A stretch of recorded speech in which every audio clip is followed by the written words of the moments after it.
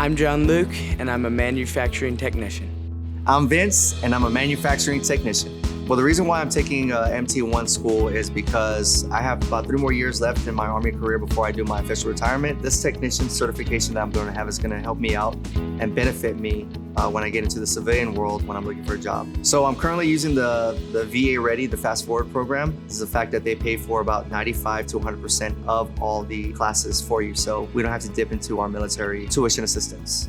The reason I'm taking the MT-1 program is to get a very well-paying job so I can support myself and kind of be more independent. That's kind of what I strive for. I'd say 80–90% of the students that come through our class are going through FastForward. If you're getting 2/3 of your tuition paid and potentially the other third, and you're not having to pay anything for it, so they're getting a pretty good deal. So we give them the basics on manufacturing. Electricity, hydraulics, pneumatics. We do mathematics so that they understand the formulas. MT-1 is very practical, very down to earth, and I will definitely use it in my job. FastForward at your local community college. Visit fastforwardva.org.